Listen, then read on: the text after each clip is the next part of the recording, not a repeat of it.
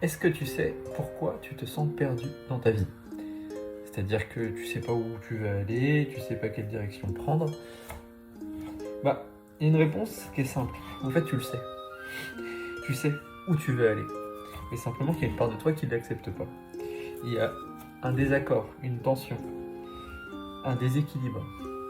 Il faut savoir que dans la vie, le chemin qu'on doit emprunter, ou la direction dans laquelle on veut aller, elle est très simple. Elle est très très simple.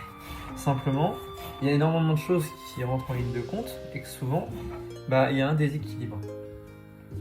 Je parle souvent du Vegvisir dans mes vidéos, ou des croix d'incarnation, ou de ce genre de choses. Dans les symboliques, les runes, etc. Il faut savoir que tout est une question d'équilibre. La boussole viking, le Vegvisir, représente un point centre avec 8 mondes autour. En astrologie, il y a les 12 maisons avec les planètes, etc.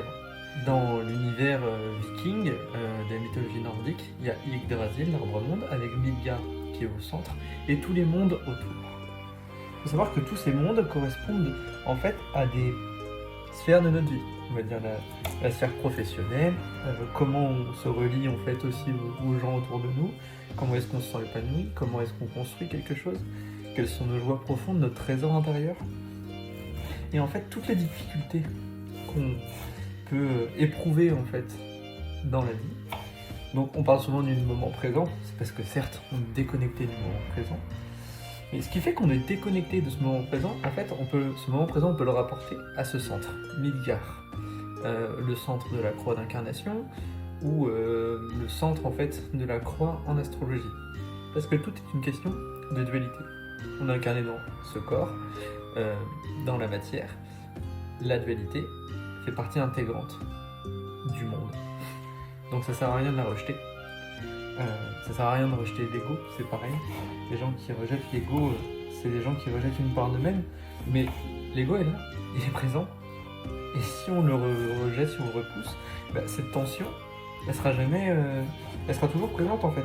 Les difficultés, il y a l'ego, etc. seront toujours présentes d'un point de l'axe ou de l'autre. Parce que tout est question de point d'équilibre à l'intérieur de soi. Donc on peut soit se connecter au moment présent en faisant la méditation pleine confiance, en faisant des exercices de respiration, tout ça c'est bien, c'est très bien, ça permet de se reconnecter au moment présent. Sauf que ces tensions, ces dualités vont revenir. Parce qu'on doit faire l'expérience pour trouver en nous l'équilibre adéquat pour se placer au centre de cette ligne de tension. Voilà, j'espère que ça aura pu en aider certains d'entre vous. C'est un plaisir de vous partager ça. Si vous voulez me soutenir, n'hésitez pas à rejoindre ma page Tipeee dans la description. Et je vous souhaite une très belle journée. Allez, salut!